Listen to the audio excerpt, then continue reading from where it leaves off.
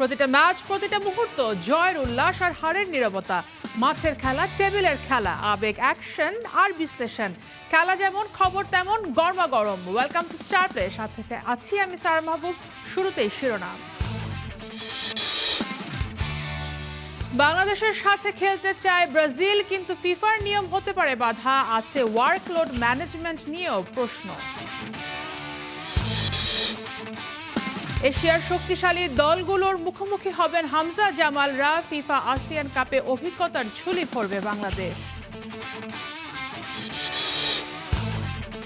এর আগে এত প্রশংসা কখনো পায়নি বাংলাদেশ ক্রিকেট দল, বললেন হাবিবুল বাশার সুমন। দীর্ঘ প্রতীক্ষা ছাড়াই আবারও অস্ট্রেলিয়ায় খেলতে আসার সম্ভাবনা টাইগারদের।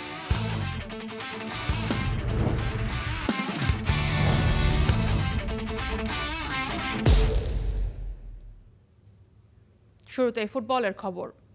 বাংলাদেশের বিপক্ষে প্রীতি ম্যাচ খেলতে ঢাকায় আসতে আগ্রহী 5বারের বিশ্ব চ্যাম্পিয়ন ব্রাজিল। তবে 6 অক্টোবরের প্রস্তাবিত ম্যাচটি নিয়ে এখনও রয়েছে নানা জটিলতা। খেলোয়াড়দের ওয়ার্কলোড, সেপ্টেম্বর উইন্ডোতে ফিফার ম্যাচ সংখ্যার সীমা, সব মিলিয়ে শেষ পর্যন্ত ব্রাজিলের ঢাকা সফর বাস্তবে রূপ নেয় কিনা সেটি এখন দেখার বিষয়। বিস্তারিত কেএম সনির রিপোর্টে।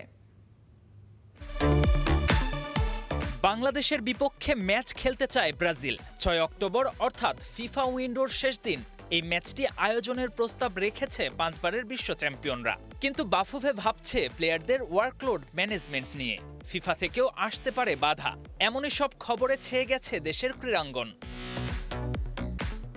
রোববার ঢাকায় আসে ব্রাজিলের 5 সদস্যের প্রতিনিধি দল। জাতীয় স্টেডিয়াম ও কিংস অ্যারেনা পরিদর্শনের পাশাপাশি বাফুফে সভাপতি তাবিথ আওয়ালের সঙ্গেও সৌজন্য সাক্ষাৎ করেন তারা। সূত্রের খবর, 6 অক্টোবর বাংলাদেশের বিপক্ষে প্রীতি ম্যাচ খেলতে আগ্রহী ব্রাজিল। তবে এ বিষয়ে এখনো আনুষ্ঠানিক ঘোষণা দেয়নি কোনো পক্ষ। তবে ম্যাচ আয়োজনের পথে রয়েছে বড় জটিলতা। 24 সেপ্টেম্বর থেকে 4 অক্টোবর ইন্দোনেশিয়ায় ফিফা আসিয়ান কাপে খেলবে বাংলাদেশ। টুর্নামেন্টে অন্তত 4টি ম্যাচ খেলতে হবে হামজাদের।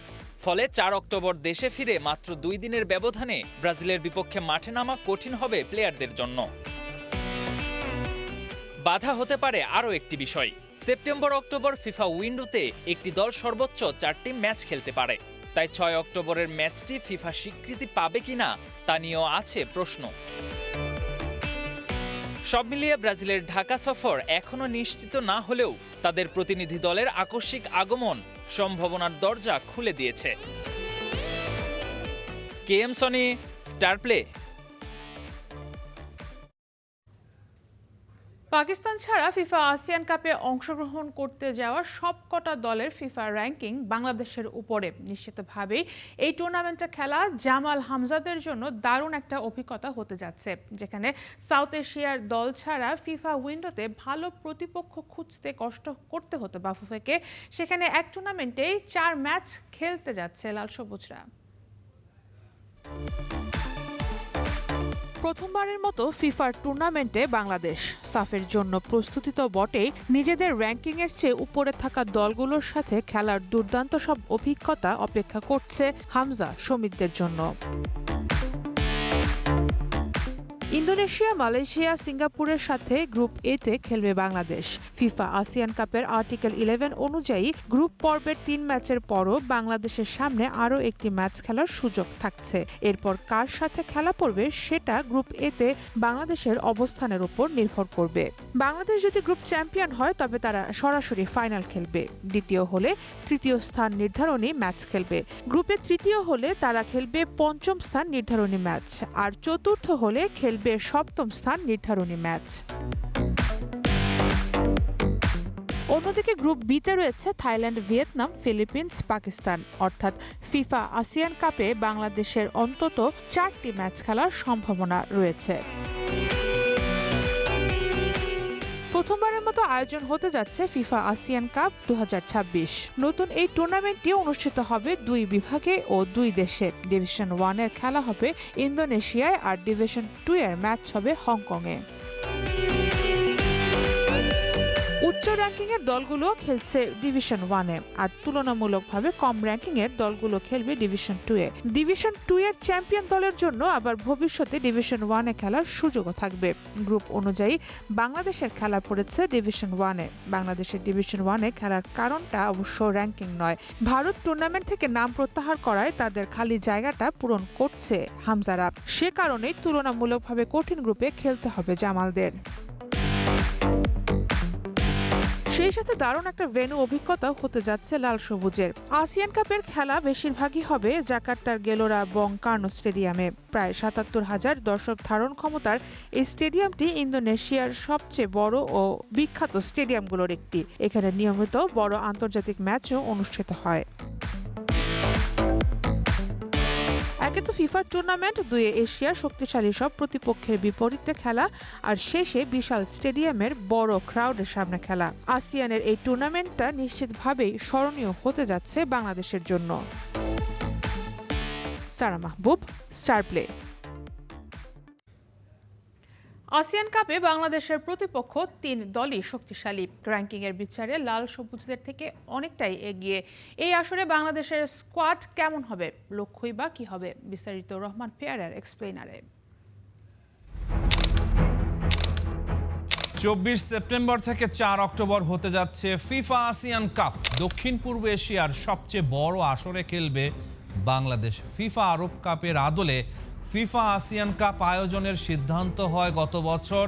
ফিফা কংগ্রেসে চূড়ান্ত অনুমোদন পায় চলতি বছর। আসিয়ানভুক্ত 11টি দেশের সঙ্গে চীন, ভারত ও হংকংকে টুর্নামেন্টটিতে খেলার জন্য আমন্ত্রণ জানানো হয়। তবে এশিয়ান কাপের প্রস্তুতির অংশ হিসেবে চীন ও ব্রাজিলের বিপক্ষে প্রীতি ম্যাচ খেলতে ভারত নাম সরিয়ে নেয়। চীনের জায়গায় আগেই নেওয়া হয়েছে পাকিস্তানকে, আর ভারতের জায়গায় সুযোগ পেয়েছে Bangladesh.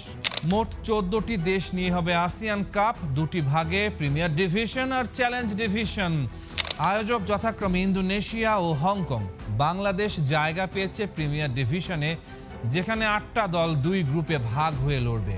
Indonesia, Thailand, Vietnam, Philippines, Malaysia, Singapore, Pakistan আর বাংলাদেশ। চ্যালেঞ্জ ডিভিশনে খেলবে বাকি 6 দল, 3টি করে 2 গ্রুপে। গ্রুপ পর্বে বাংলাদেশের প্রতিপক্ষ সিঙ্গাপুর, মালয়েশিয়া আর স্বাগতিক ইন্দোনেশিয়া। 3টাই র্যাঙ্কিংয়ে বাংলাদেশের চেয়ে এগিয়ে থাকা দল। ম্যাচগুলো হবে ইন্দোনেশিয়ায়, যেখানে স্থানীয় ফুটবল প্রেমীদের উন্মাদনা এমনিতেই তুঙ্গে। ফিফা র্যাঙ্কিংয়ে 118 নম্বরে ইন্দোনেশিয়া, 136 নম্বরে মালয়েশিয়া, 148 নম্বরে সিঙ্গাপুর আর 181 নম্বরে বাংলাদেশ। বাংলাদেশের স্কোয়াড নিয়ে আলোচনা তুঙ্গে, বিশেষ করে নতুন মুখদের নিয়ে। শীর্ষে আছেন ফারহান আলী ওয়াহিদ, বায়োমেট্রিক সম্পূর্ণ, পাসপোর্ট প্রায় হাতে। ক্লাব ফুটবলে ব্যস্ত থাকায় তিনি হয়তো ক্যাম্পের একদম শুরুতে যোগ দিতে পারবেন না, তবে জাতীয় দলের জার্সিতে তার অভিষেক এই টুর্নামেন্ট দিয়েই হতে যাচ্ছে বলা যায় নিশ্চিতভাবে। দ্বিতীয় নাম জাপানি বংশোদ্ভূত সুকি ইতোফুসা। বায়োমেট্রিক শেষ, পাসপোর্ট প্রক্রিয়াও প্রায় সম্পূর্ণ। সেপ্টেম্বরের প্রথম সপ্তাহে ঢাকায় আসার কথা। ফর্টিস এফসিতে তিনি বিদেশি কোটায় খেলবেন না, বরং বাংলাদেশি খেলোয়াড় হিসেবেই খেলবেন। পুরনো মুখদের মধ্যে ফেরার সম্ভাবনা তৈরি হয়েছে কিউবা মিচেলের। এক সময় বসুন্ধরা কিংসে খেলা জাতীয় দলে অভিষেকের পর কোচ কাবরেরার সময় খানিকটা উপেক্ষিত থাকা এই তারকা এখন নিয়মিত গোল করছেন নিজের ক্লাবে। ফলে কোচ থমাস ডুলের বিবেচনায় থাকার জোরালো দাবিদার তিনি। তবে জায়ান হাকিমকে এবার পাওয়া যাচ্ছে না। কাগজপত্রের জটিলতা এখনো কাটেনি। নাম্বার 9 সংকট মেটাতে আলোচনায় আছেন ট্রেভর ইসলাম, যিনি নিজেও এখন ম্যাচ ফিট। তাকে পাওয়া গেলে মুরসালিনের সঙ্গে আক্রমণ ভাগের শূন্যতা অনেকটাই পূরণ হয়ে যাবে। নতুনদের পাশাপাশি পুরনো ভরসার নামগুলো থাকছে যথারীতি। দলের প্রাণভ্রমরা হামজা চৌধুরী খেলার মধ্যেই আছেন। নতুন ক্লাবে অভিষেকের অপেক্ষায় সমিত সোম। ভুটানে খেলা তারিক কাজীও আছেন আলোচনায়। বয়স ভিত্তিক পর্যায় থেকে নজর কাটতে পারেন অনূর্ধ্ব 20 দলের এরাম আব্বাস, যদি উজবেকিস্তানে আসন্ন অনূর্ধ্ব 20 এশিয়ান কাপ কোয়ালিফায়ারে নিজেকে প্রমাণ করতে পারেন। ক্যাম্প শুরু হচ্ছে 27 আগস্ট থেকে। বিশ্বনাথ, তপু বর্মন, রাকিব, মোরসালিন, জামাল ভুঁইয়া, কাজেম শাহরা এই ক্যাম্পেই নিজেদের ফিটনেস ঝালিয়ে নেয়ার সুযোগ পাবেন। স্বপ্ন দেখা সহজ, কিন্তু বাস্তবতাও মাথায় রাখা জরুরি। মালয়েশিয়া, ইন্দোনেশিয়া কিংবা সিঙ্গাপুরের বিপক্ষেও বেশিরভাগ সময় হারের পাল্লা ভারী বাংলাদেশের। তিন প্রতিপক্ষই র্যাঙ্কিংয়ে এগিয়ে, তাই বড় জয়ের প্রত্যাশা না করে বরং একটা প্রতিযোগিতামূলক লড়াকু পারফরম্যান্সটি এখন বাস্তবসম্মত লক্ষ্য। নতুন বংশোদ্ভূত খেলোয়াড়দের নিয়ে একরকম পরীক্ষামূলক দল হিসেবেও দেখা যেতে পারে এই স্কোয়াডকে। মালয়েশিয়ার বিপক্ষে 10 বারের দেখায় একটাই জয় বাংলাদেশের। 1978 সালের এশিয়ান গেমসে মালয়েশিয়াকে 1-0 গোলে হারিয়েছিল লাল সবুজের প্রতিনিধিরা। 2টা ম্যাচ ড্র হয়েছে, 7 ম্যাচে মালয়েশিয়ার জয়। ইন্দোনেশিয়ার বিপক্ষে 7টা ম্যাচ খেলেছে বাংলাদেশ, জয় 1টা, ড্র 2টা, হার 4 ম্যাচে। সিঙ্গাপুরকে কখনোই হারাতে পারেনি বাংলাদেশ। 4 বারের দেখায় 1 ড্র আর 3 হার। এই টুর্নামেন্টে অংশগ্রহণের জন্য বাংলাদেশ দলকে কোনো আর্থিক খরচ বহন করতে হবে না। বিমান ভাড়া থেকে শুরু করে আবাসন সব খরচই আয়োজকরা দেবে। এছাড়া টুর্নামেন্টের চ্যাম্পিয়ন ও সেমিফাইনালিস্টদের জন্য কোটি টাকার আকর্ষণীয় প্রাইজ মানির ব্যবস্থাও রয়েছে। Rahman pair, star play. ASEAN কাপে বাংলাদেশের খেলা নিশ্চিত হওয়ার সাথে সাথেই প্রশ্ন জেগেছে কারা কারা খেলবেন এই আসরে, কোন অরিজিন ফুটবলার আসছেন, কোন সময়ে। ক্লাবের সূচি জাগাচ্ছে আশঙ্কা, তবে কয়েকজনকে নিয়ে মিলেছে স্বস্তির খবর। বিস্তারিত মামুনুর রশিদের বিশ্লেষণে।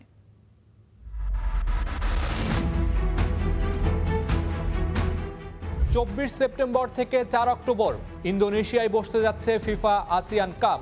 আর এই টুর্নামেন্টকে সামনে রেখে বাংলাদেশ জাতীয় দলের ক্যাম্প শুরু হতে পারে অনেক আগেই। তবে এবার বাংলাদেশের জন্য সবচেয়ে বড় চ্যালেঞ্জ হতে পারে বিদেশি ক্লাবে খেলা অরিজিন ফুটবলারদের সময় মতো পাওয়া। কারণ 21 সেপ্টেম্বর থেকে 6 অক্টোবর পর্যন্ত থাকছে ফিফা ইন্টারন্যাশনাল উইন্ডো, কিন্তু আসিয়ান কাপ চলাকালীনও বেশ কয়েকজন ফুটবলারের ক্লাব ম্যাচ রয়েছে। হামজা চৌধুরীর কথাই ধরা যাক, পুরো সেপ্টেম্বর জুড়েই লেস্টার সিটি এর ব্যস্ত সূচি। আসিয়ান কাপ চলাকালীনও 23 ও 26 সেপ্টেম্বর ম্যাচ রয়েছে হামজার ক্লাবের। এরপর 3 অক্টোবরও ম্যাচ আছে তার ক্লাবের। অর্থাৎ জাতীয় দলের হয়ে আসিয়ান কাপ খেলতে হলে ক্লাবের সঙ্গে সমন্বয় করেই হামজাকে আগেভাগে ছাড়িয়ে আনতে হবে বাংলাদেশকে। একই পরিস্থিতি সমিত সোমের ক্ষেত্রেও। তার ক্লাবের 20 ও 26 সেপ্টেম্বর ম্যাচ রয়েছে। এরপর 1 ও 3 অক্টোবরও মাঠে নামার কথা রয়েছে সমিতের ক্লাবের। ফিফা উইন্ডো শুরু হওয়ায় 21 সেপ্টেম্বরের পর জাতীয় দলের জন্য সমিতকে পাওয়ার সুযোগ থাকবে, কিন্তু 24 সেপ্টেম্বর থেকেই আসিয়ান কাপ শুরু হওয়ায় সময়ের ব্যবধানটা খুবই কম। ফারহান আলী ওয়াহিদের ক্ষেত্রেও একই চ্যালেঞ্জ। বোরহাম উডের হয়ে 23, 26 ও 29 সেপ্টেম্বর ম্যাচ রয়েছে এই উইঙ্গারের। এরপর 3 ও 9 অক্টোবরও ম্যাচ আছে ফারহানের ক্লাবের। তাই আসিয়ান কাপের জন্য ফারহানকে পেতে হলে ফিফা উইন্ডো এর পাশাপাশি ক্লাবের সঙ্গেও আগে ভাগে সমঝোতা করতে হবে বাংলাদেশ ফুটবল ফেডারেশনকে। ফাহমিদুল ইসলামের ক্লাবের সেপ্টেম্বরের পূর্ণসূচি এখনও পরিষ্কারভাবে পাওয়া যায়নি, তবে ক্যাম্পের শুরু থেকেই তাকে পাওয়ার সম্ভাবনা রয়েছে। জায়ান হাকিমের ক্লাবেরও ম্যাচ রয়েছে আসিয়ান কাপের সময়। 25 সেপ্টেম্বরের পর অক্টোবরেও ম্যাচ রয়েছে তার ক্লাবের। ফলে তাকেও জাতীয় দলের ক্যাম্পে কবে যোগ দেওয়া সম্ভব হবে সেটি নির্ভর করবে ক্লাবের সঙ্গে সমন্বয়ের উপর। আরও একজনকে বিবেচনায় রাখা হতে পারে কিউবা মিচেল। তার ক্লাবের 22 ও 29 সেপ্টেম্বর ম্যাচ রয়েছে, অর্থাৎ আসিয়ান কাপ চলাকালীন কিউবার ক্লাবের ব্যস্ততাও থাকবে। তবে বাংলাদেশের জন্য এইখানে রয়েছে একটি সুযোগ। 31 আগস্ট থেকে 11 সেপ্টেম্বর পর্যন্ত কিউবার ক্লাবের কোনো ম্যাচ নেই। এই সময় ক্লাবের সঙ্গে আলোচনা করে কিউবাকে জাতীয় দলের ক্যাম্পে আগে ভাগে নিয়ে আসার চেষ্টা করতে পারে বাংলাদেশ। এদিকে ইউসুফ আহমেদ ইতিমধ্যে বাংলাদেশি পাসপোর্ট পেয়েছেন, ফলে ক্যাম্পের শুরু থেকেই ইউসুফকে পাওয়ার সম্ভাবনা রয়েছে।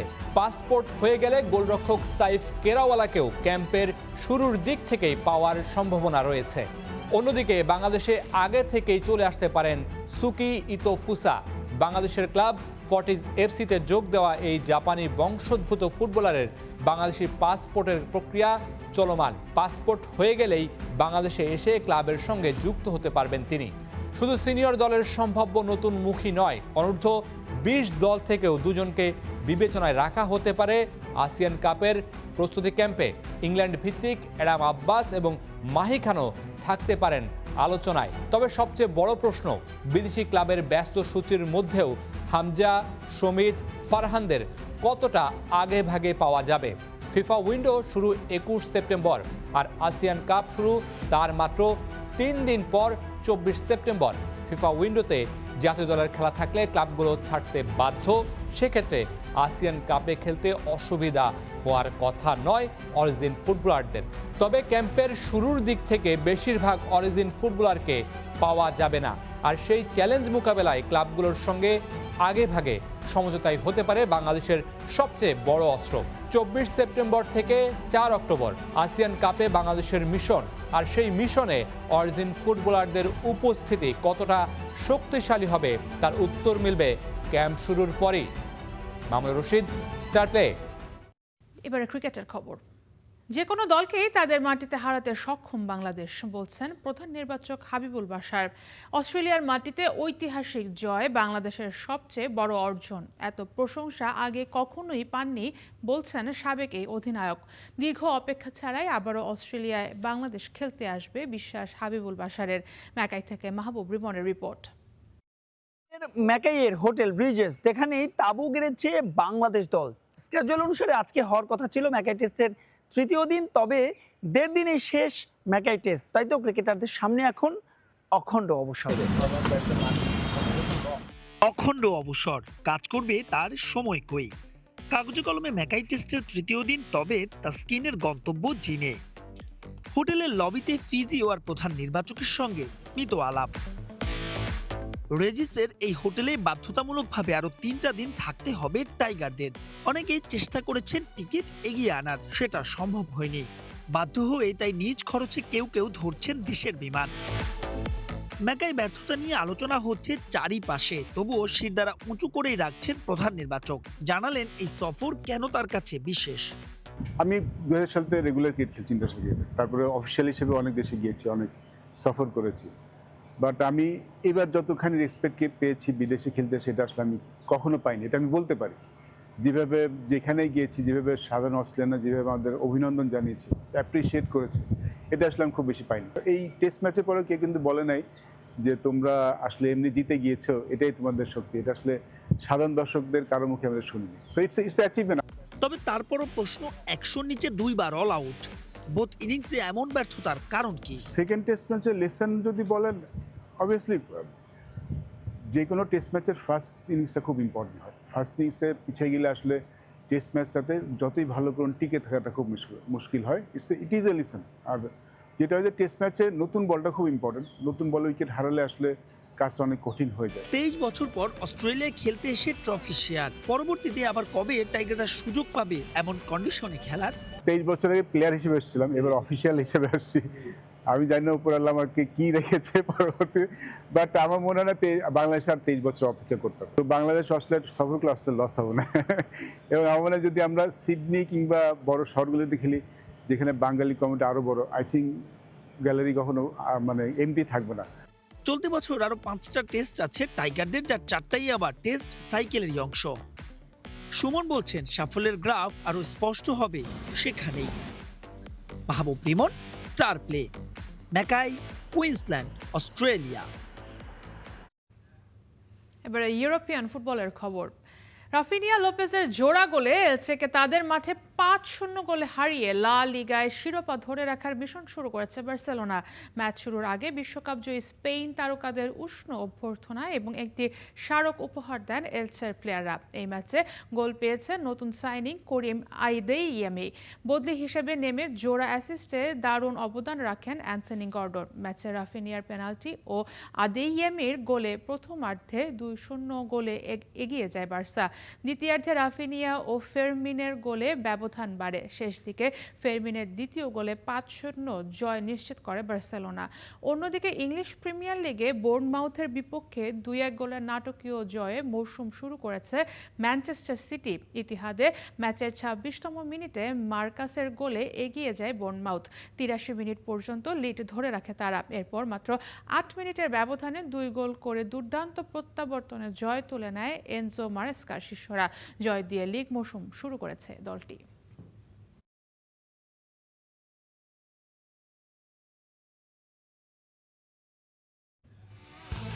খেলাও থামবে না, খবরও না, সাথে থাকুন স্টার প্লাস।